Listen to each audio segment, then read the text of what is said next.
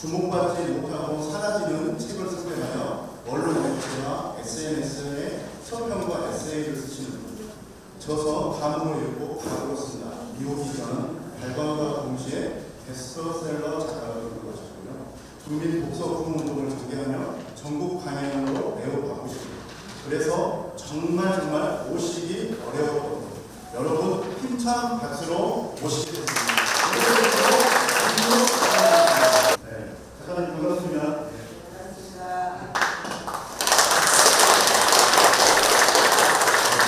작가님을 뵙기 위해서 좀 함께 오신 여기 계시는 관객분들이 계시는데요. 함께 관객분들 다시 한번 인사 한번 부탁드립니다.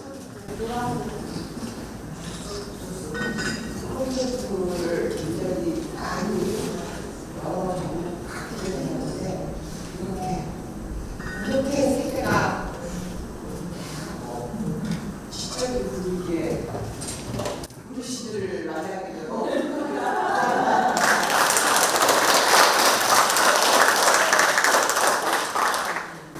아까 제가 오프닝 공연할 때 뒤에서 잠깐 그랬었는데 오늘 또 색도 핑크색 확하게 입고 오셔가지고 저 무대 관객석 뒤에서 일어나셔가지고 핸드폰으로 동영상을 막 찍고 계시더라고요. 아, 이분 무대를 즐길 줄 아는 분이구나. 뭔가 아시는 분이구나. 정말 우리가 고수를 모셨구나. 이런 생각이 좀 들었습니다. 오늘 먼 길을 하셨는데요. 아침 일찍 출발하시지 않으셨을까? 제가 지금 부자인데 여기 오는데 3시간 20분 왔어요. 터지도 않는데 그렇게 멀지 않았어요. 제가 부자를 좋아합니다. 네, 지평선의 고장 김제 그리고 동학의 정신이 서려있는 원평 집방소에 모시게 되어서 제가 무척 영광이고요. 혹시 이곳이 처음이실까요? 아니면 이곳에 대해서 잘 알고 계시지 않을까? 근데 여기 시대 왔는데 사실 제가 동학을 공부를 시작했어요. 제가 유명한 언론 문학 분들이 동학에 굉장히 신경을 안 쓰시더라고요. 최근에 열명부터 김동욱 작가님은 강사고 백낙선 선생님이나 여성 선생님, 정치선 선생님 동학에 관한 글을 쓰시기 시작했어요.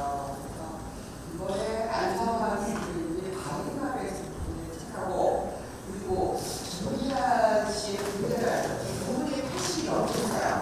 80 넘으신 분이 책을 냈는데 동학에 관한 글을 했고 김재호 엄청 잘하셨어요. 요즘 흔한 말로 젊은이들은 그걸 버킷리스트를 달성했다 이렇게 하시는데 오늘 김미옥 우리 선생님이 오늘 그 버킷리스트를 하나 달성하시잖아요. 예, 네, 저는 개인적으로 우리 김미옥 선생님을 모셨을 때 선생님을 모셨을 때 호칭을 어떻게 해야 될까 참으로 고민을 많이 했었거든요. 그래서 작가님으로 해야 될지 아니면 활짝 중독자, 문해평론가, 서평가, 독서순문가 워낙 다양한 특징 닉네임을 가지고 계시는데 작가님 그 중에 가장 마음에 드는 어떤 호칭이 있으실까요? 예, 누나, 네. 제가 이렇게 누나로 부르면서 오늘 진행을 하도록 하겠습니다.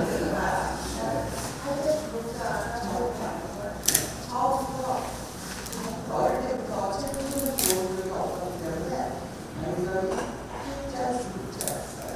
지금도 그 노래를 네, 저희가 두 콘서트에 맞게 좀 퀄리티에 대해 질문을 좀 드려볼까 하는데 지금 감으로 읽고 각오로 쓴다 그리고 비오기 전을 여가 출간을 하셨습니다. 어떤 내용의 책인지 가장 좀 설명을 해주시면 돼요. 비오기 전은 제가 태어나서 오늘 이기까지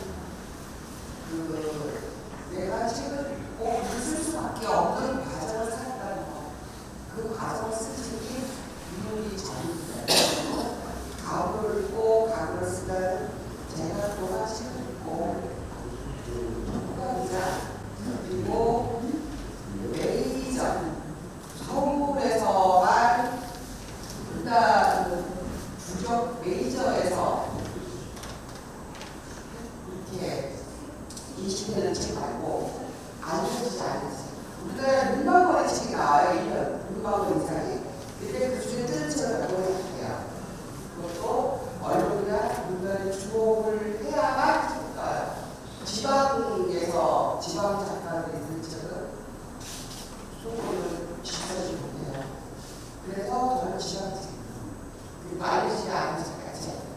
저 중점적으로 쓰게 가물고 가로수다. 그걸 가져왔어요. 좋은 질문이야. 이렇게 두 권의 책을 출간하셨는데 여기 왼편에 보시면 이후 기전 그리고 가물을 읽고 가물을 쓴다라는 피치가 되어 있습니다. 그래서 저도 이 책을 오늘 준비하기 위해서 두 권의 책을 구입을 해서 읽어봤었는데요. 저도 책을 좋아하지만 읽으면서 이건 도둑 아니시네, 도둑의 모습 아니시다. 그리고 작가님들이 글을 쓰시면서 가장 저는 좀 귀하게 생각하는 게 본인의 경험이나 이런 걸 누구한테 가르치려 되지 않고 위트있게 그런 부분들을 승화시키면서 풀었었는 게 정말 인생을 추구하셨구나 이런 느낌을 좀 받았습니다. 감으로 읽고 가로 쓴다 이야기를 해보겠습니다. 소개된 책을 소개했던 내용을 보니까 총 한 74분 정도의 내용을 서평을 쓰셨던 것 같아요. 작가님만의 책을 고르는 기준이 있으시지? 세 가지입니다. 작은 중간 영세한 시간이에요. 이 중간사가 알려지지 않은 무명의 작가, 그리고 알려지지 않은 작가, 무명의 작가입니다.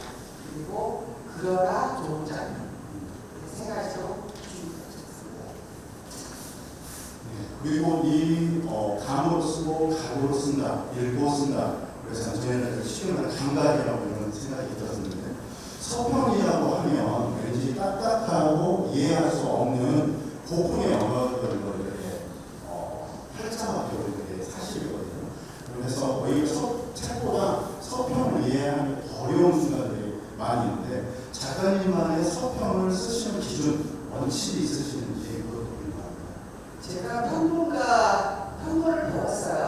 평론이랑 서평은 유명한 작가의 형식에 맞춰서 평론가가 써내는 책을 알아요. 쉽게 말해서 법이 있어요. 쓰는 법. 법이 우선하면 안 돼요. 문학이 먼저 있고 그 다음에 형식이 생긴 거지. 형식이 있고 문학이 생긴 게 아니에요. 마찬가지로 사람이 있고 나서 법이 생긴 거지. 법이 있고 나서 사람이 생긴 게 아니에요. 지금은 너무 많은 형식과 법을 붙들려요, 문학이. 그래서 독자들이 책을 안 읽어요. 1년에 책 한 번 안 읽는 사람이 많아요. 그래서 제가 쓰는 서평의 방식은 형식을 타파하고 제가 쓴 글을 읽고 그 책을 형식다. 나 저 책 읽고 싶어. 그렇게 흥미를 불러일으키는 쓰는 도구의 에세이입니다. 서평이 이런 내용으로 우리 김미호 작가님께서 쓰고 계신다. 그리고 저도 그 책을 읽으면서 이 책 읽고 싶다. 그렇게 곤란한 책을 한 8, 9권 읽었거든요. 그리고 김미호 작가님께서 이렇게 생각을 했는데 또 다른 작가님들은 어떻게, 독자들은 어떻게 생각을 할까. 책을 불러일으키지 않을까 이런 생각을 해봤었는데 그리고 어렵게 소개된 제가 글을 하나 소개를 해드릴게요. 위태로운 청춘을 무사히 건네게 해준 것은 독서였다면 나를 일으켜 세운 것은 글쓰기였다. 오랜 세월을 동안 내 글을 유일한 독자는 나였다. 나는 주고 싶을 때마다 글을 썼다. 저는 이 문장을 읽고서 간절함 그리고 진실함이 와닿는 문장이었던 것 같습니다. 아마 들려주고 싶은 삶의 이야기가 많이 있지 않으실까 그렇게 생각이 드는데 한번 좀 들려주실 수 있을까요? 저는 가난한 집안에 막내딸이 태어났어요. 우리 오빠가 드시대 저희 엄마 아버지 돌아가시고 엄마의 딸은 학교를 갈 필요가 없다고 생각하는 분이셨어요. 그래서 6학년 대학교 때 학교를 그만두게 하고 그리고 공장을 다녀서 돈을 벌어가지고 오빠는 공부를 가르쳐야더라고요. 그런데 제가 우리 오빠 새끼에 공부를 잘하는 사람이 있어요.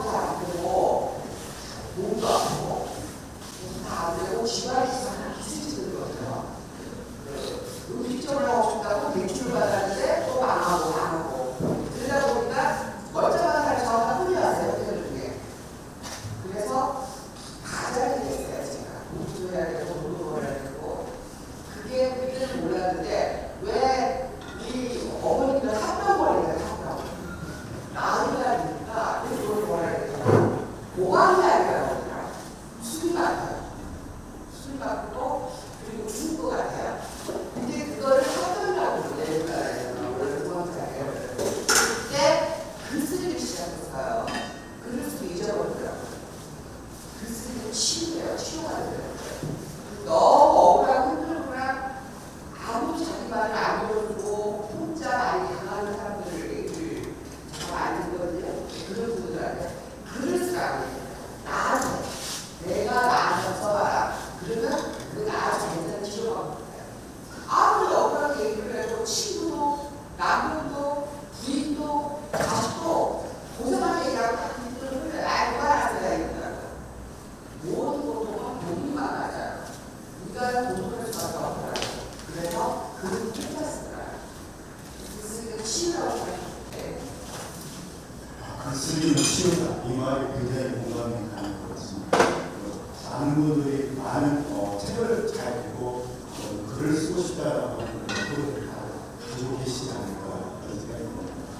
미호기전을 저희들도 읽으면서 자전적 에세이라는 점에서 대중에게 나를 드러낸다는 거 굉장히 쉽지만 않은 일이라 됩니다. 그리고 우리 김미호 작가님께서 살아오신 삶의 계획들을 보면 결코 쉽지 않은 고단한 인생임에도 불구하고 서평집이 아닌 미호기전을 통해서 나를 드러내셨는데 특별히 에세이를 통해서 나를 표현하고 싶어서 그런 동기나 이유가 있습니다. 원래 한 집안의 작가가 나오면 그 집안은 망하더라고요. 왜냐하면 작가가 부모 엄마 이야기, 아버지 이야기, 술 먹고 놀을 하는데 뭘 다 써요. 그러다가 그럼 그 집안은 난리가 나요. 싸움 나요. 제가 올해 책이 일주일에 책이 아니라 미국에 살던 미국 여자분이 한국에서 책을 냈어요. 그 책의 이름이 전쟁의 맛이었어요. 전쟁의 맛인데 그 에세이예요. 40을 썼어요. 그 뭐냐면 엄마가 미군 기지쪽에서 살던 양공주였어요. 근데 그 엄마가 바보였어요. 딸 돈을 내고 먹고 살려고 미군 기지쪽에 살았어요. 그러다가 미군을 만나서 미국으로 갔어요. 우리 딸 둘을 목표를 시켰는데 여인가 엄마가 치매를 한 거예요. 미국에서. 그러니까 엄마가 우유를 먹으면 그러대요. 아 이거 전쟁의 맛이야. 6.25 때 미군들이 우유를 준 거예요. 그러니까 이 엄마의 기억에 전쟁의 맛이에요. 근데 그걸 다 썼어요. 우리 엄마는 양국으로 썼는데 이 쓴 딸이 대학 교수예요. 그런데 그 여동생이 난리가 난 거예요. 어떻게 우리 집안이 할 수 있을까? 어디까지 진실을 드러내야 하는가? 이게 에세이의 문제점이에요. 그런데 제가 에세이 쓴 이유가 죽었어요. 죽거나 글을 못 읽거나 요양병원에 누워 있거나 그래서 마음은 아직 없었어요. 목표는 그게 제 에세이 유기전입니다. 네, 여기서 작가님께서 좋은 팁을 주셨네요. 혹시 에세이를 내고 싶으신 분이 있다면 이렇게 가족 이야기를 쓰실 때는 개인정보 동의를 받으시거나 누군가 문제 삼지 않으실 때 이렇게 에세이 써보시면 좋지 않을까. 그래서 저는 우리 작가님 모시고 이런 얘기를 많이 하셨지만 그 글에도 나와 있었지만 나는 광골길이다. 그리고 어떤 주위에 편성되지 않고 나만의 길을 개척하고 계시는구나.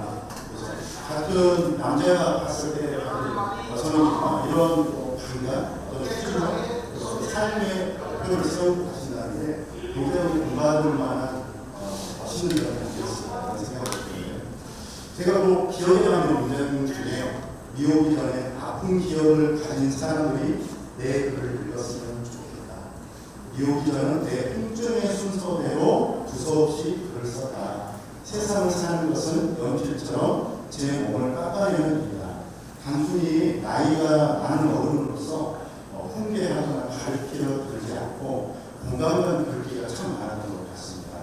제가 묻고 싶었던 것은 시대를 살아가는 젊은 청춘들에게 전하고 싶은 응원의 메시지, 그리고 하고 싶은 말씀이 우리 작가님의 경험을 통해서 있지 않으실까.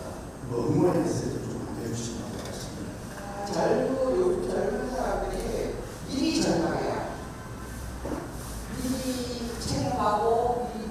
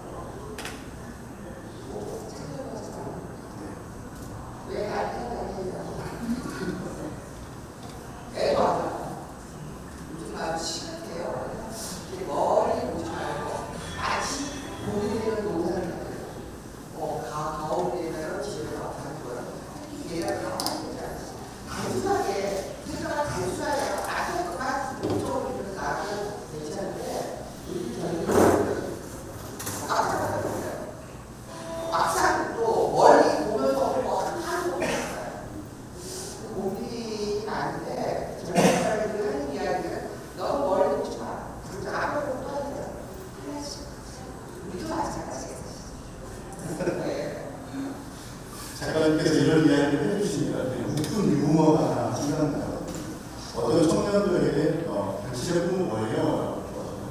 나의 꿈은 금수저입니다. 금수저. 결국은 우리 부모님이 노력을 해서 나를 금수저를 만들었어야 되는데 우리 부모님이 노력을 안 하셨기 때문에 내가 금수저의 꿈을 이룰 수가 없어요. 라고 이런 이야기를 했는데 한편으로는 우스지만 그 안에 담겨있는 내용을 생각하니까 웃을 수만 없는 그런 이야기가 실상이 아닙니다. 아니 그런데 그 예를 들어 있었어요. 노의 자식은 계속 놀거예요. 옛날에 그랬어요. 노의 자식은 계속 그 신분을 거둘 수가 없었어요. 근데 지금 저는 그 얘기를 안 해요. 운이라는 거는 운명하고 성격이에요. 단지 운명 팔자만이 아니에요. 팔자에 생각도 들어가요. 운명이 뭐냐면 내가 선택할 수 없는 거예요. 내가 부모를 선택할 수 없고 형제를 선택할 수 없어요. 태어나보니까 누구말 갖다가 화장실입니다. 태어나보니까 숨도 제절집이라 그거 내가 선택하는 게 아니에요. 그거 어쩔 수 없는 거예요. 운명에 어쩔 수 없는 거 내가 선택할 수 그거는 내가 어쩔 수 없지만 그러나 성격은 바꿀 수 있어요. 태어나고 지금 젊은이들 나는 우리 글쎄 그런 말이 아니라 그렇다는 말에 내 성격을 긍정적으로 바꿔야 되니까 내가 넘어져도 빨리 들어가야 되니까 사람 넘어져요. 우리가 사람 넘어지는데 요즘 젊은 애들은 넘어져 있어요. 생각은 별 안 일어나려고 하고 일어나서 넘어지는데 이거예요. 근데 성격은 바꿔야 되는 건 긍정적으로 또 한번 또 일어나죠. 그러다 보면 운명이 달라져요. 우리는 하지 아무것도 안 하는 게 달라져요. 제가 그렇습니다. 제가 어저께 방송국에서 이분가 얼마 전에 제가 이분 샀어요. 근데 EBS에서 지식 채널 2라고 있어요. 지식 채널 2가 아무나 나오는 게 아니고 노벨상 작가가 이제 유명한 분이 나오는데 아무것도 아닌 제가 그 인물이 됐어요. 근데 나 출세했더라고요. 내가 왜 출세했지? 성격이었어요. 그 사람들 내 성격 알아봤을 거예요. 저 여자는 절대 포기하지 않고 절망하지 않고 책임하지 않을 것이다. 긍정적으로 봐줄 거예요. 특별히 성씨가 뛰어난 거 아니라 제 성격을 알아요. 우리 시대 지금은 긍정적인 사람이 필요해요. 절망스러울 시대에 긍정이 필요한 시대. 절망하지만 그리고 이런 말씀이시죠. 최고의 멘토는 책이다 이렇게 책에서 표현을 하셨더라고요. 독서의 의미는 책으로 사람을 이해하는 것이다. 저는 이 문구가 굉장히 와닿았고 독서의 의미는 책으로 사람을 이해하는 것이다. 명료한 문장이었지만 어떻게 보면서 어머니, 가족, 오빠 이게 가족에 대한 이해와 사랑이 묻어있는 듯한 저는 문장이라고 했었어요. 그래서 작가님의 삶에 있어서 가족이란 어떤 의미이자 와닿는 가치인가 이것도 궁금합니다. 가족이란 랜선에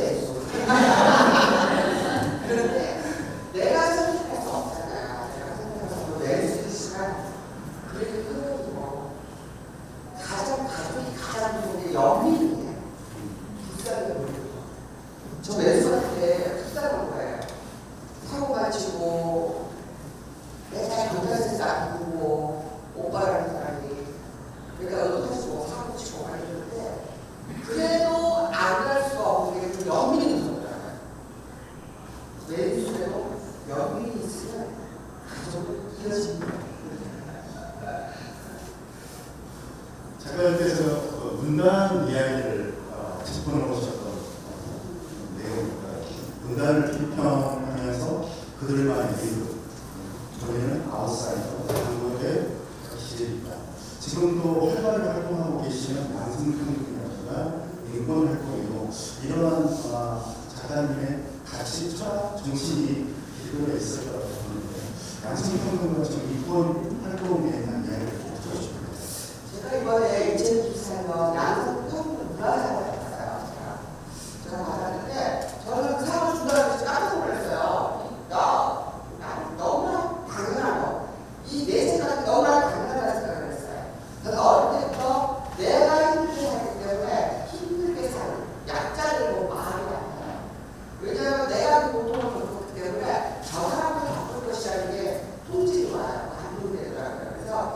제가 약자 시켜서 메이저 마이너이잖아요. 메이저가 줄고 마이너가 줄고 이 메이저가 소원이기도 해요.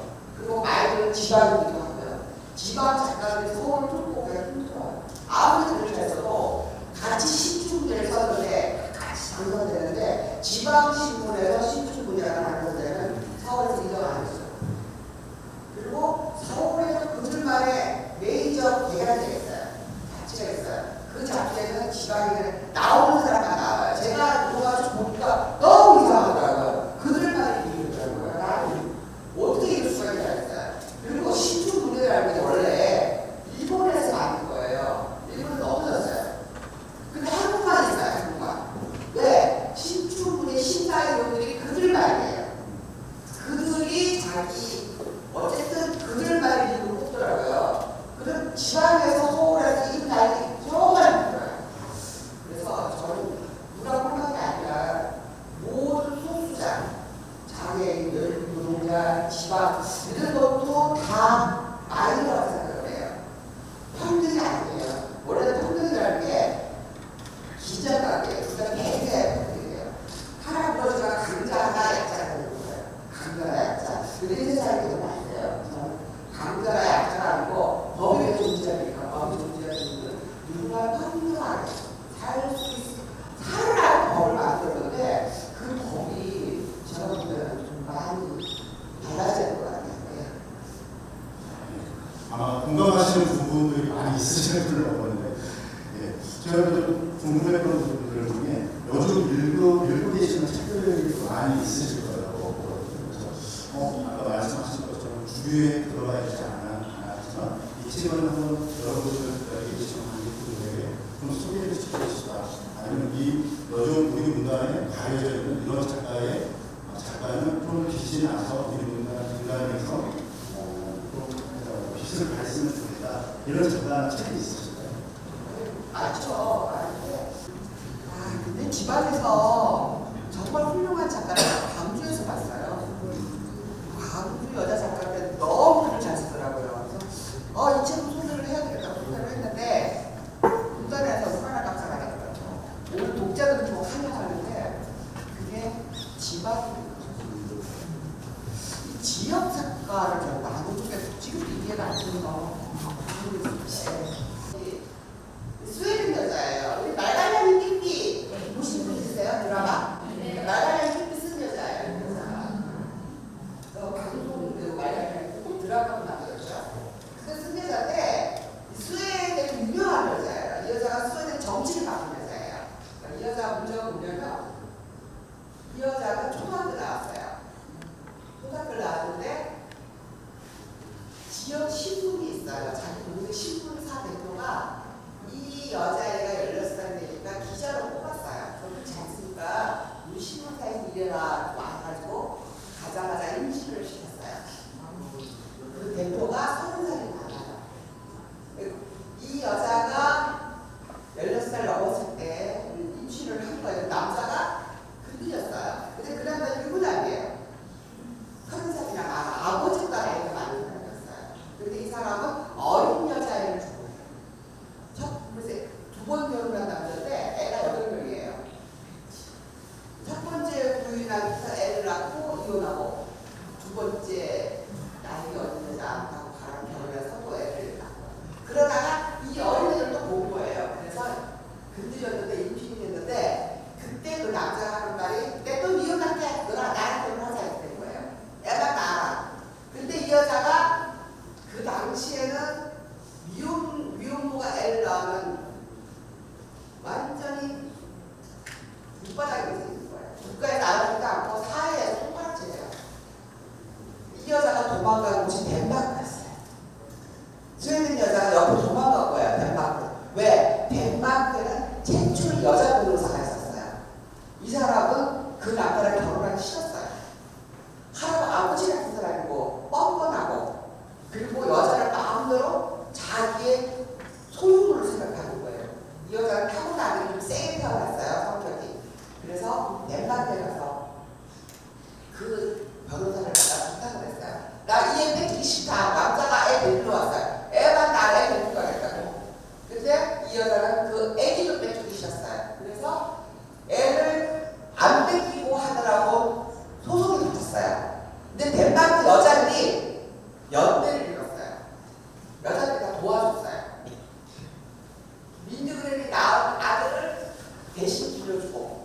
그리고 변호사는 법정 가서 싸워주고 다른 여자는 친절을 알아봐주고 그래서 이 여자는 제대로 살 수가 있었어요.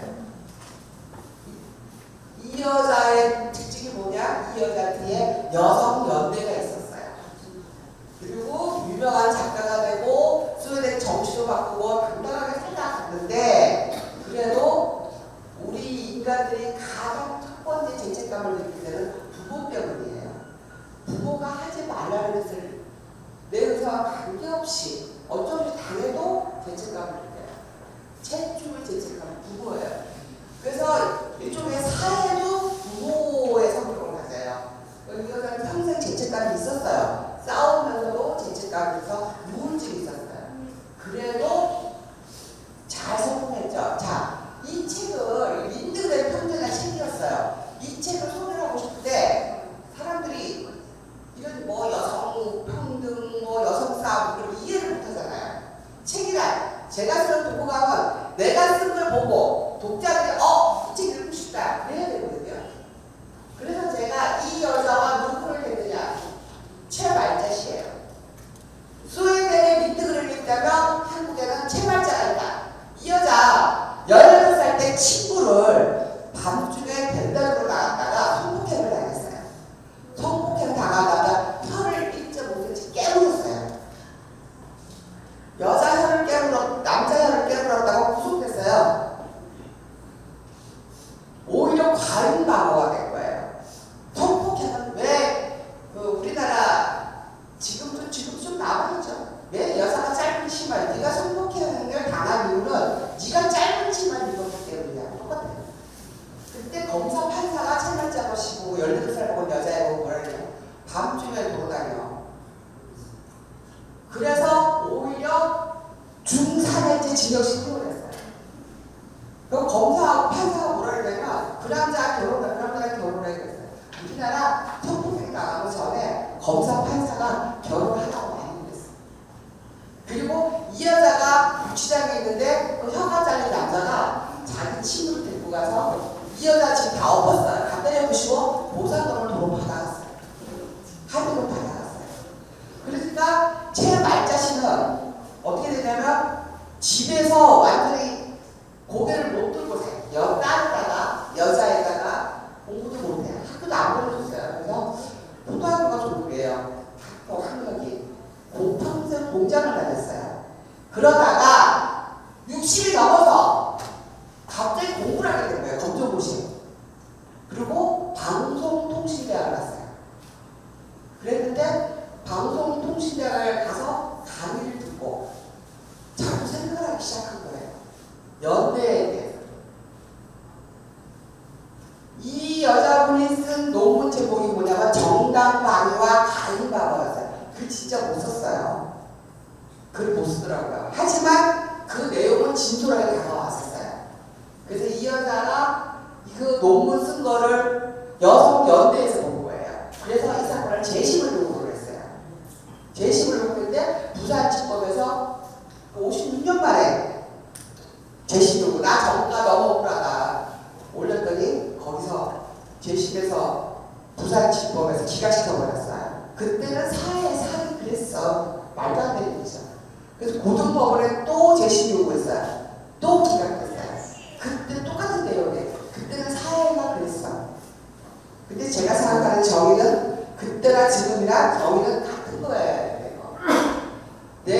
우리가 만약에 우리 뭐 혈족이 아니어도 밤중에 가다가 여자애가 남자한테 끌려가서 성폭행을 당한다면 그거는 옳지 않아요. 그죠? 그때나 지금은 옳지 않은 거예요. 그때는 사회가 여자한테 남자한테 관대했기 때문에 이걸 기각한다. 그건 말이 안 되는 거예요. 근데 이 모습은 언제냐? 작년 12월 달에 대법원 앞에서 단독 시위하는 거예요.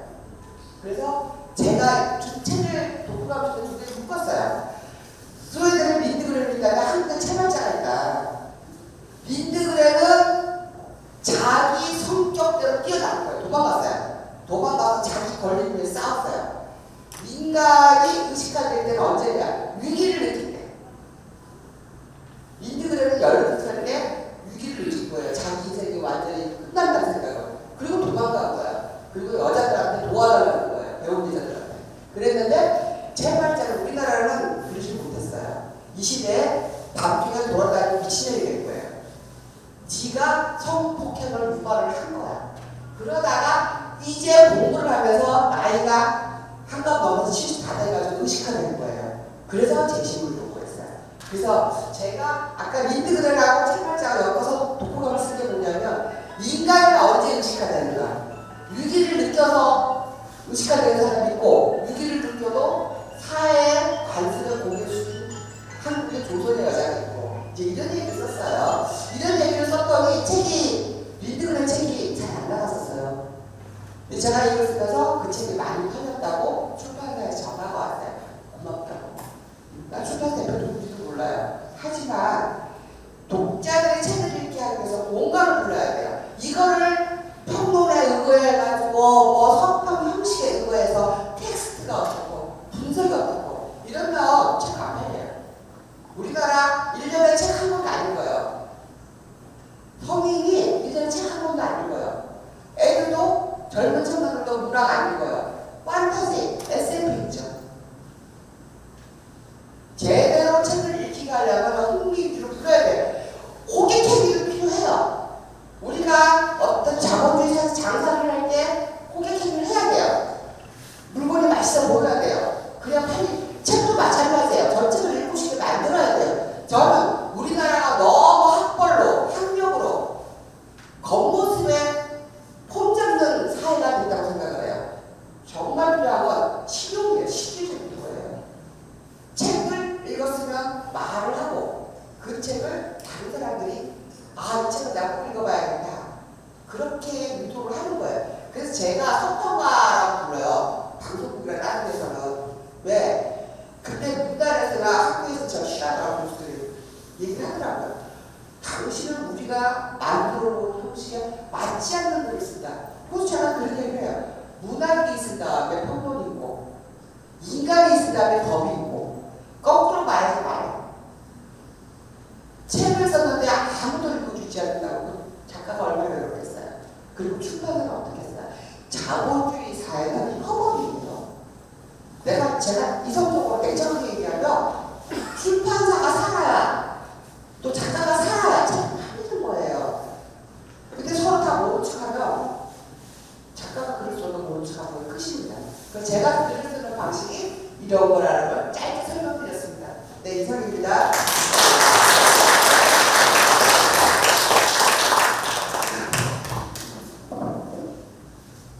물도 갖다 놓고 했어야 되는데.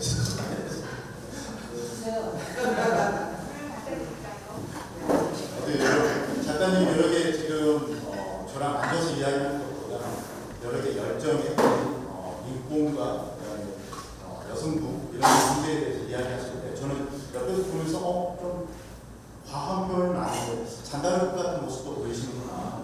네, 그냥 드리는 선물입니다. 네, 지금 이제 북 콘서트도 막바지로 치닫고 있는데 네, 책도 많이 읽고 싶고 글도 잘 쓰고 싶은 욕구는 누구나 가지고 있는 인간의 욕망이라고 보는데 먼저 그 길을 걷는 작가님의 노하우 좋은 게 있으실까? 제가 책을 결정적으로 이렇게 동기가 있어요. 학교에서 초등학교 때 옛날에 국민학교죠. 문예과장을 했는데 전 시골에 살았어요. 선생님이 숙제를 내줘요. 집에 있는 책 한 권씩 갖고 와라. 그리고 옛날에는 동화책을 보내는 게 아니라 집에서 어른들이 읽던 책도 보내요. 그래서 제가 선생님이 그 책을 저한테 주면서 아이들이 볼 수 있는 책을 골라라. 나머지는 버려라. 보면은 뭐 한국 단편문학 전집도 세트로 온 게 아니고 한 권짜리 이빨 빠진 것들 이런 것들이 오더라고요. 그때 저는 뭐 일원공주, 뭐 신데렐라, 흥부놀보다 저는 이런 거 안 믿었어요. 어릴 때 너무 가난했기 때문에 현실적이었어요. 그런데 그 당시 한국 단편 전집이 왔는데 제가 충격받은 게 있었어요. 지금 생각하면 신경영평문학인데 탈출이라는 최서의 탈출이라는 책이었어요. 짧은 단편이었어요. 그걸 읽는데 어떤 내용이냐면 먹을 게 없어요. 부인은 내가 이 마음으로 불렀어요. 근데 부엌에서 귤 껍질을 주워 먹어요. 배가 고프니까. 근데 남편이 봤어요. 불껍질인지 모르고 뭔가를 혼자 먹고 있으니까 저 나쁜 년이 혼자 처먹고 있다고. 그렇게 나와요. 너무 배고프면 가족이고 인간에 대한 예의가 없어지잖아요. 거기서 저 우리 집 보고 우리 그 옛날에 쌀을 우리는 호불호 봉투쌀이라고 해, 봉지쌀 그거 팔아먹고 그때는 그랬어요. 어려웠었어요. 그래서 먹는 거 가지고 막 생존 경쟁이 있었거든요. 누가 더 맛있는 걸 더 빨리 먹으면 아들이 먹어야 할 생선을 내가 먼저 손을 대고 저한테 숟가락에 머리 날라왔었어요. 그런 가진 부담감을 겪고 책을 읽으니까 이게 너무 가난하기 때문에 이런 일이 나는구나. 가난도 파파하네. 그런데 그렇게 생각을 했다가 커서 읽은 책이 죽음의 수용소라고 프랭클이라는 사람이 쓴 실제 유태인 수용소에서 살아나온 사람 이야기예요. 근데 그 사람이 그 얘기를 하더라고요. 모두가 배고파요.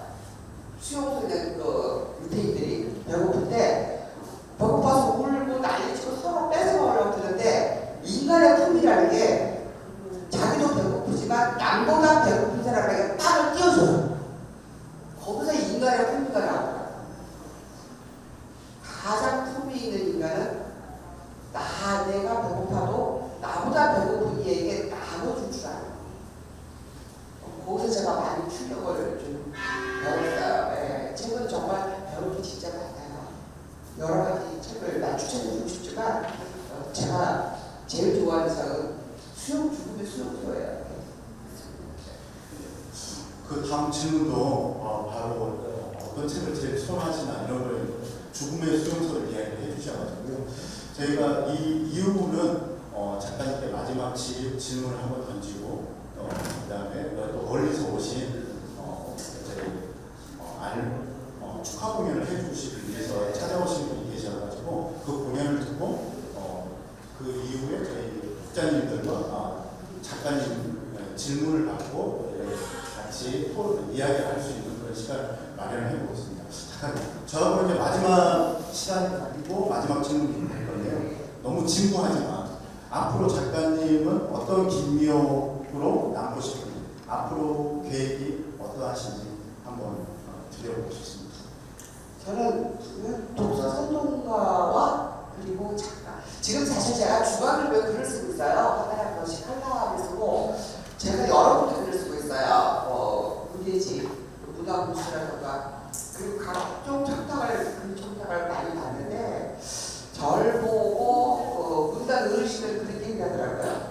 이제 그만 읽고 서평 그만 쓰고 당신만의 글을 쓰라 하더라고요. 그래서 소설을 쓰라고 각 출판사에서 계약서가 날라오는데 제가 서평을 쓸 때 기준이 항상 아까 말씀드린 작은 출판사, 이름 없는 작가, 그러나 좋은 작품이거든요. 이 세 가지가. 그래도 저는 지금 대형 출판사들이 많이 덤벼요. 저한테 아주 큰 출판사들이 자본주의 사회다 보니까. 그리고 큰 출판사하고 계약을 해서 책을 내면 홍보도 많이 해주긴 해요. 그런데 제 인생의 어떤 가치관하고는 안 맞아요. 제가 처음 시작한 거. 저는 근본적으로 마이너예요. 마이너 약자편이에요. 본의 아니게 저는 강한 사람과 약한 사람이 있으면 본의 아니게 약한 사람 편이 되더라고요. 그래서 맨날 깨져요. 먹고. 이렇게 될 수밖에 없어요. 사고나 기질 같아요. 감사합니다.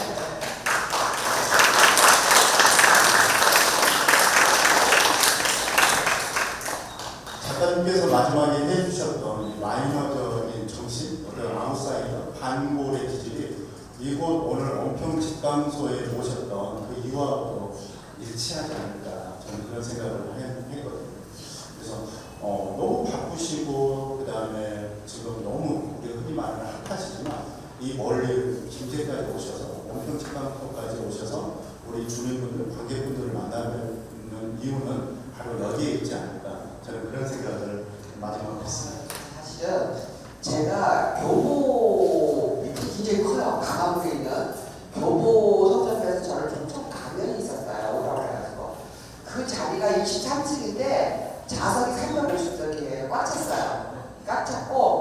이제 두 사람들은 이제 날 저보고 그러더라고요. 이제는 중앙으로 나가라. 근데 큰 규모 있는 데서 강의를 하고 그리고 시시한 데 가지 마라. 근데 저하고 안 맞아요. 저는 동네 책방, 작은 공간, 지방의 작은 어떤 강의실, 저는 그게 우리나라 독서계의 모세 혈관이라고 생각해요. 꼭 동맹이나 정맥만이 전부가 아니에요. 사람의 몸을 움직이는 건 모세 혈관이에요. 우리 속고대 시민 혈관. 지방에 산다는 이유, 지역이 왜 그런 거 있었죠? 우리 어릴 때 이제 이런 얘기 하실 기분 나쁜지 모르겠지만 서울에서요, 고양이 방을 얻으러 가면 어디 고양이냐면 전라도라면 다 감췄어요. 진짜 저 어릴 때 그런 거 봤어요. 그걸 옛날에는 왜 생물학적 결정론이라고 했죠. 얼굴이 흑인이기 때문에 저보고 범죄일 것이다. 또 고양이 전라도는 지역적 결정론을 내더라고요. 이게 선입관인데 이 사회가 잘못된 거예요. 그래서 저는 이거는 가장 나쁜 건 선입관이라고 생각을 해요. 겪어본 다음에 이걸 해야지. 그래서 저는 메이저 마이너를 따지는 이유가 마이너가 그냥 마이너하는 게 아니에요. 그것도 선입관 때문에 마이너가 돼요. 그래서 그런 걸 타파를 하기 때문에 아웃사이더. 저는 모든 변화는 밖에서 온다고 생각을 해요. 제가 메이저에 만든 그런 글을 쓰지 않고 옆으로 치는 이유가 변화는 밖에서 와요. 그래서 제가 우리 작가님의 DNA에는 아마 이런 기질이 숨어있지 않을까 이런 생각을 합니다. 사회적 고난으로 저만 신나게 질문을 했던 것 같습니다. 이후 시간에는 여기 계시는 독자, 관객, 팬분들의 질문을 받아 작가님의 작가와의 만남 시간을 가져보도록 하겠고요. 그에 앞서서 잠시 쉬었다 가는 시간을 가지도록 하겠습니다. 오늘 그 콘서트를 축하해주기 위해서 방문해 주신 분이 계시는데요. 멀리 서울에서 오셨어요. 그리고 직접 전화를 주시고 오늘 이 무대에 함께 참여하고 싶다 이런 이야기를 주셔가지고요. 오늘 이분이 계셔서 그 콘서트가 더 고퀄리티로 보이지 않을까 이런 생각이 듭니다. 여러분 박수로 모시겠습니다. 가수 알리제입니다. 여기 와서 꼭 한번 불러보고 싶었어요. 새야 새야 파랑 새야 녹두 앞에 앉지 마라.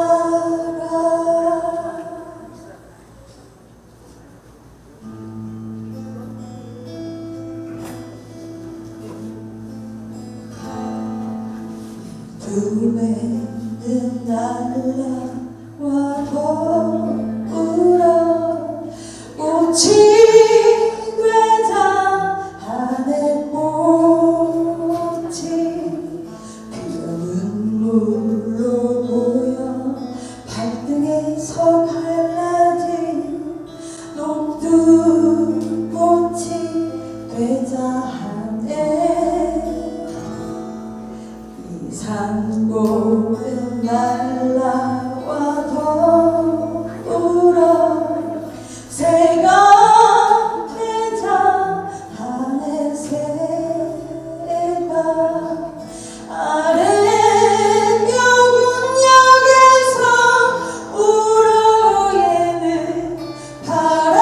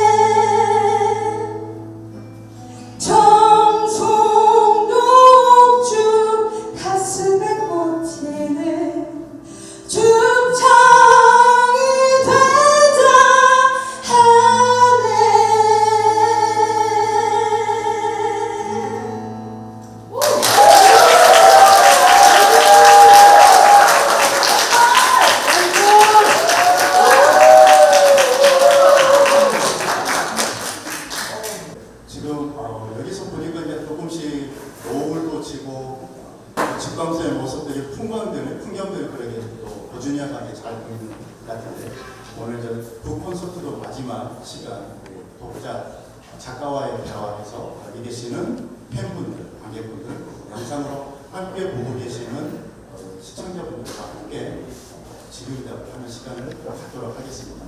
제가 너무 길어질 수가 있어서요. 네, 너무 길어질 수가 있어서 좀 아쉬움도 남아야 되기 때문에 한 3분 정도 질문을 한번 받아보고 그 다음 엔딩을 하도록 하겠습니다. 오늘 김미옥 작가님께 먼 걸음 하셨는데요. 그동안 혹시 책에 대한 내용 아니면 생활에 대한 내용 다양한 이야기들 중에 궁금하신 분 있으시면 한번 질문을 받도록 하겠습니다. 무엇이든 물어보셔요. 네. 작가님께서 말씀하시는 걸 듣고 그 세계관이 어떤가 제 나름대로 좀 판단을 해봤거든요. 근데 아까 말씀하신 약자를 위해서 나는 존재한다. 지금 이 시대가 필요한 정신이라고 봅니다. 모두가 개인주의, 정치, 사회 모두가 개인주의. 그리고 여기 모이신 여러분들도 개인주의가 너무 많아요. 아니라고 하시는 분 손 들어보세요. 정말 부끄러운 일입니다. 정치가 문드러질 때는 이 사회가 눈을 떠야 합니다. 근데 눈을 지금 모두 감고 있어요. 이런 시점에 우리 작가님께서는 좀 더 사회를 자비롭게 둘러보시고 작품을 써주시길 바랍니다. 이 작가님이 더욱더 성장하시기를 기원해드리겠습니다. 감사합니다. 네, 선생님. 질문 한 번만 하면 안 될까요? 아니, 이거 대답을 말씀드려요. 네, 맞습니다. 지금은 각자 동생의 시대예요. 제가 얼마 전에 남양 특집 방송에 출연한 적이 있었어요. 나는 귀신이 있다. 물리학자, 과학자는 귀신이 없다 그랬어요. 옛날에는 귀신이 많았는데 요즘에 귀신이 없느냐. 그 물리학자가 저한테 그러더라고. 귀신이 없다 그래서 옛날에 귀신이 많았는데 왜 그러냐? 옛날에는 연민하고 공감했었어요. 이 뇌가. 타인에 대해서 이웃이 있었고 마을이 있었고 서로 연대가 있었는데 지금은 각자 도생이에요. 아버지 따로, 아들 따로, 며느리 따로, 시어머니 따로 각자 도생. 각자 살아요. 귀신을 보고 공감을 못해요. 공감이 없었어요. 귀신을 보고 귀신이 보인다는 그 말은 감흥력이거든요. 아, 무슨 억울한 사람이 나타난다. 그런 감흥력인데 지금은 귀신이 나타나도 보이지도 않는데요. 보이지 않는 이유가 공감하려 들지 않고 감흥하려 들지 않고 각자 동생이 무서운 시대. 이러면 안 됩니다. 이 무서운 시대. 뭐 세월호라든가 그 이태원도 놀러가다 죽었다 그러잖아요. 그 옆에서 피자 먹으면서 부모들이 막 우는데 그 옆에서 저 놀러가다 죽어놓고 많이 만나는데 아니요. 그거는 놀러가다 죽은 게 아니에요. 그거는 국가 안전 시스템이 부족해서 그런 거예요. 근원적인 걸 생각을 안 하고 사람들이 공감할 줄은 몰라요. 다들 자기들밖에 몰라요. 그러다 자기가 놀러가다 죽으면 또 난리가 나죠. 그래도 아무도 공감 안 해요. 무서운 시대다. 이거 바뀌어야 돼요. 우리 기본적으로 교육부터 바뀌어야 돼요. 생각에.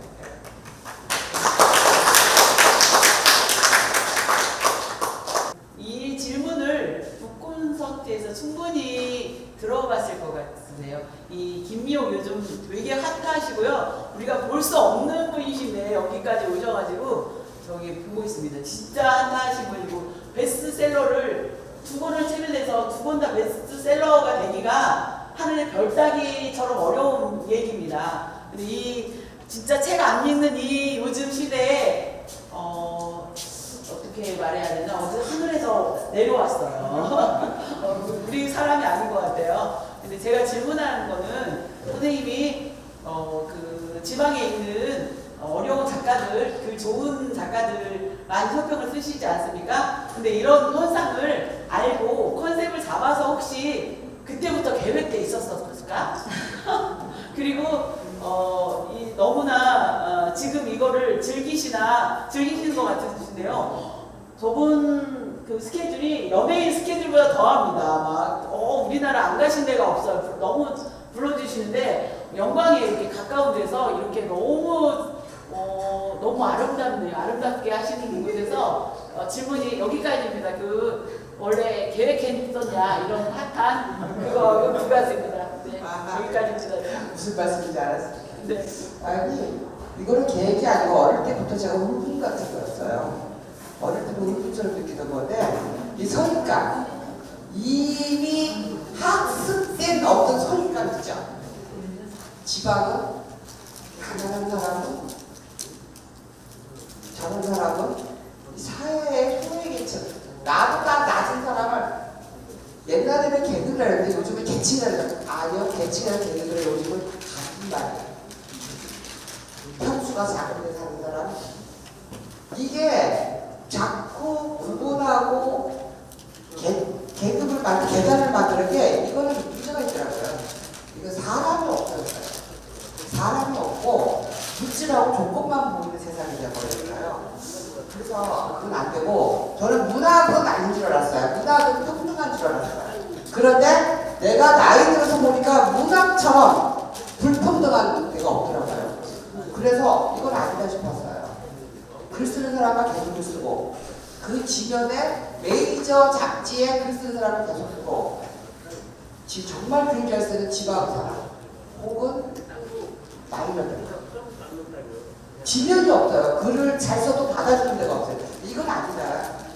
누가 그러세요? 우리나라는 무슨 문학 개간지가 너무 많다, 잡지가 너무 많다는데 뭐 시동인지도 많다는데 제가 그걸 반박을 했었어요.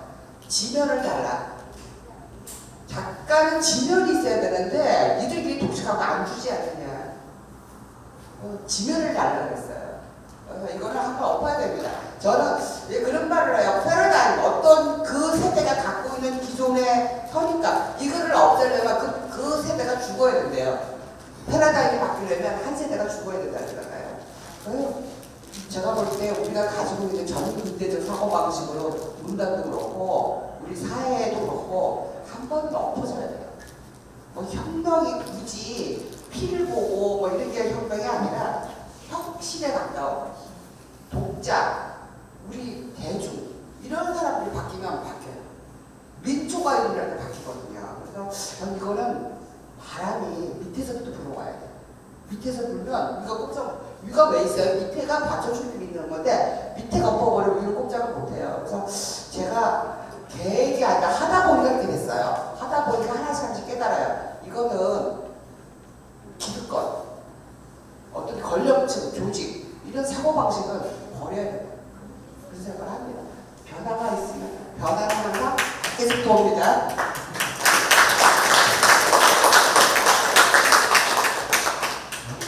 네, 마지막으로 한 분만 질문 받고.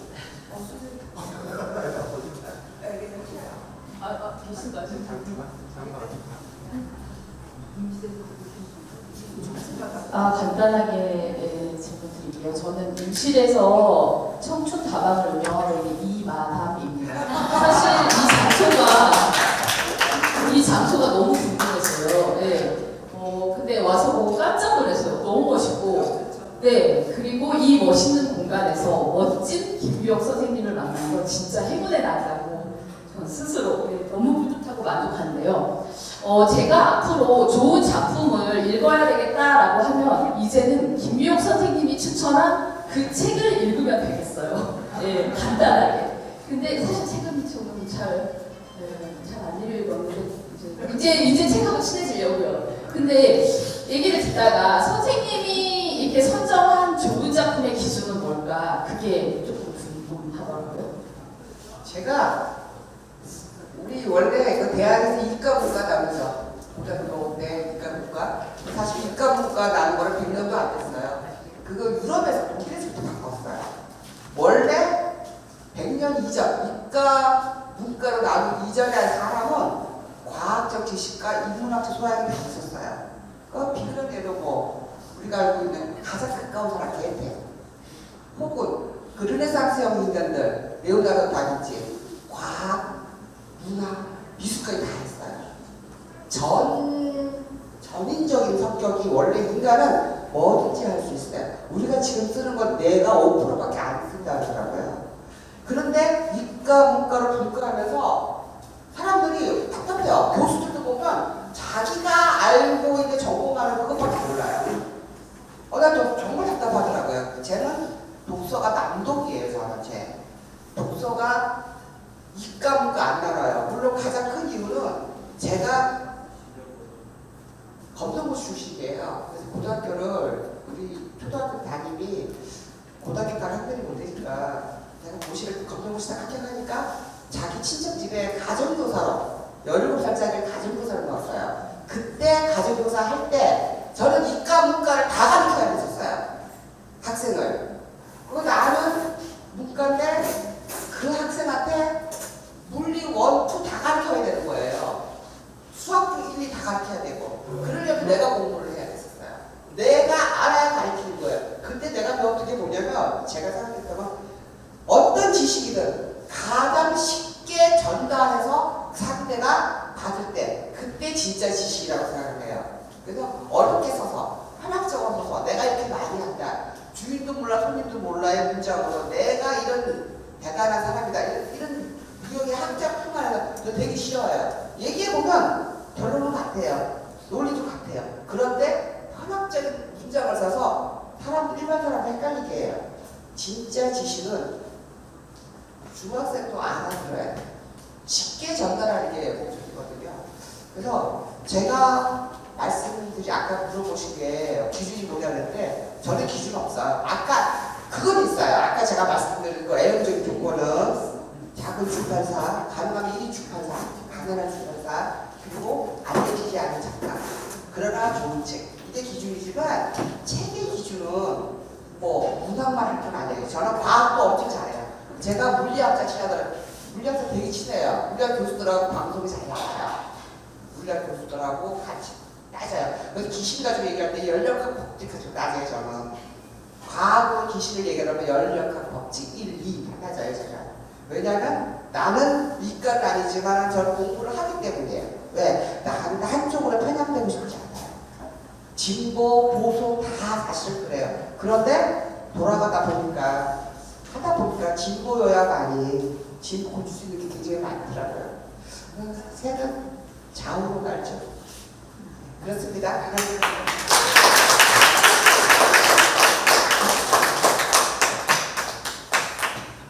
기회를 주시네요. 예, 고맙습니다.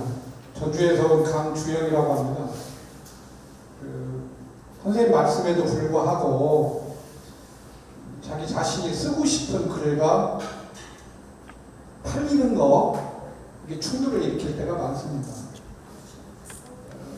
저는 한국문학이 서구 근대 이성주의 문법의 거의 80% 이상 사로잡혔다고 보기 때문에 우리의 온전한 글을 만약 보관하게 되면 이게 도저히 읽을 수가 없는 글이 되거든요. 예를 들면 여기 이제 최고원 선생님이 저보다 동경대전을 전라도 자연어, 서울에서는 사투리라고 그러지만 전라도 자연어로 써보라고 늘 저한테 촉구를 하는데 이 전라도 자연어로 동경대전을 해설을 하게 되면 이 주석을 또 붙여야 돼요.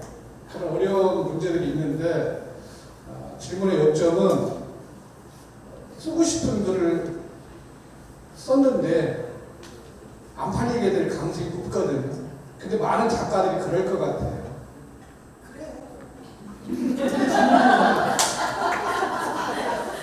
저한테 늘 작가들이 물어봐요. 출판사 대표들도 저한테 전화해서 얘기를 많이 하는데 보통 출판이 1000권입니다. 보통 출판이 1000권인데 반도 안 나가는 거 많아요. 제가 좀 유명해졌던 계기가 되는 게 한 시인이 저한테 얘기를 걸었어요. 말을 뭐냐면 지금 내 책이 안 팔려서 창고에 쌓여있다가 출판사에서 책을 쌓아내요. 창고에 안 팔린 책은 안 팔려가지고 이제 임대료만 내잖아요. 창고 임대료를. 내일 폐기합니다. 그 책을 내일 쓰레기로 파손한데 폐기한다고 하더라고요. 그런데 자기 너무 억울하대요. 그 몇백 권이 안 나간 거예요. 총판을 찍었는데 주위 사람 나눠주고 본인이 사고 했는데도 책이 쌓여 있어요. 근데 내일 그 책을 찢어버린다니까 너무 가슴이 아픈 거예요. 근데 출판사는 임대료가 더 많이 나가니까 없애는 게 더 낫거든요, 종이값을.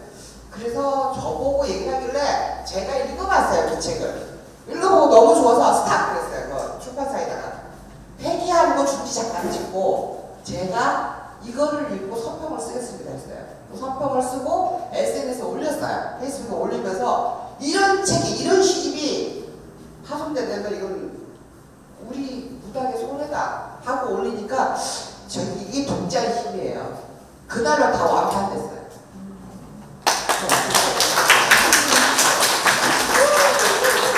제가 이런 말씀 드리는 거는 그 책을 많은 사람에게 홍보를 하셔야 되는데 옛날에는 홍보를 출판사가 해줬어요. 신문에 보면 전면에 나왔잖아요. 일면이면 광고로 장길산, 태백산맥, 토지 왕창왕창 나왔어요. 막 몇천만 원씩 주고도 했다고 그러더라고요. 광고를. 지금은 하나도 없어요. 안 해요. 지금은 각자 도생이에요. 출판사가 작가 네가 해라 그래. 작가들은 또 그런 주변 거리도 없어요. 왜 내 거 홍보 안 해주지? 그리고 주눅이 들어있어요. 그리고 원망해요. 내 책이 안 팔리는 건 세상이 잘못되었다. 띄워야 돼요. 사실 출판사하고 작가는 협업이 되어야 되고 책이 많이 노출이 되어야 돼요. 그거 제가 볼 때 성격의 문제가 있어요, 선생님. 많은 작가들이 움츠러들어요. 혼자 글을 쓰다 보니까 고독해서 그러지 그 글을 노출을 안 시켜요. 저는 사실은 하도 원래 책을 안 낸다 그랬어요. 근데 출판사 사람들 집에까지 찾아왔었어요. 한 50분대, 거의 70분대 가까이가 집에 오고 동네에 와서 죽치고 있었어요. 그래서 지쳐가지고 낸 데가 이름 없는 작은 출판사였어요. 두 군데. 그래서 책을 동시에 내는 건 그걸 모험이에요. 두 개를 내면 하나는 죽어요, 반드시. 그 두 권을 낼 때 저는 책이 팔릴 거라 생각도 안 했어요. 마음대로 하라 했어요. 근데 이제 제목을 간섭을 했어요. 책이 왔는데 유기 전이 제목이 세상은 매정해도 나는 다정하니 왔어요. 저 아들도 슬프기 엄마 찾아 산말리고 그런 제목이에요. 저는 청승 들고 아주 싫어요. 저는 밥을 상을 나오는 것보다 절대 청승 안 들었어요. 밥 달라 그랬어요. 나 지금 몸식배가 고픈데 네가 밥을 사야 되겠다. 그러나 밥 언제 갚을지도 모르겠다. 그러나 반드시 갚겠다 그러면 다들 뻔뻔스럽다 그랬어요. 그래도 얻어먹었어요. 당당하게. 그리고 갚았어요. 나이 들어서.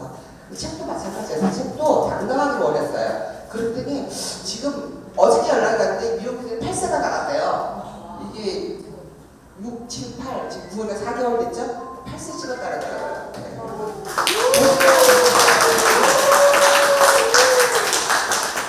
책을 팔고 싶으면 저한테 전화하세요.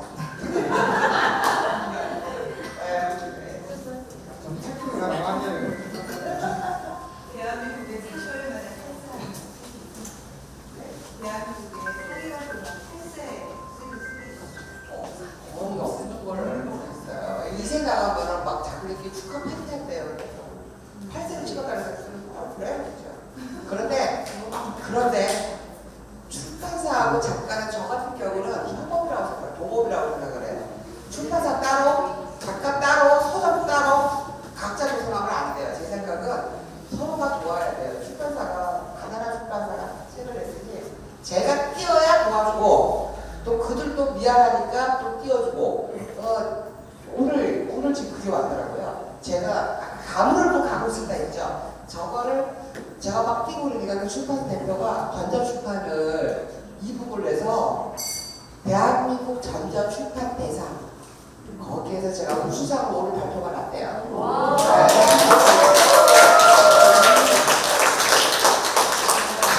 저는 내년도 상품 이거 먹어보기 는 사람이에요. 엄마가 왜 날 자꾸 돈 벌어 오라 그러냐면 점쟁이가 그랬대요. 사막에 던져놔도 옥토를 만든다. 쟤는 돈 벌어 오면 녹아요. 그래서 책을 내거나 무슨 작업을 할 때 단독으로 생각하시면 안 돼요. 혼자라는 생각을. 항상 같이 협업을 하시면 머리가 같이 모이면 커져요. 인간처럼 무서운 동물이 없거든요. 인간처럼 똑똑한 동물도 없어요. 머리를 붙이면 굉장히 힘이 올라요. 혼자 하는 것보다 지금처럼 각자 노선되면 점점 퇴보해요. 저는 합쳐야 돼요. 머리를. 같이 합칩시다.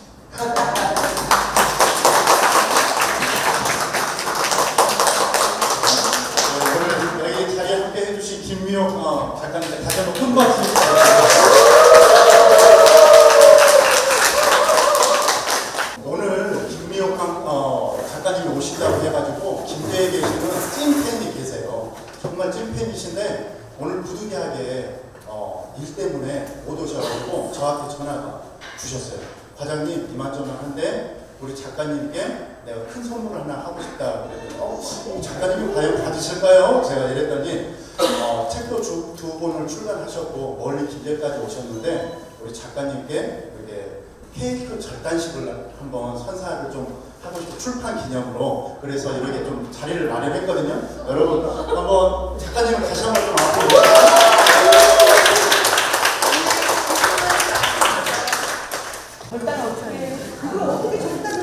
우리 작가님께 오, 멋져요. 진짜 김미옥.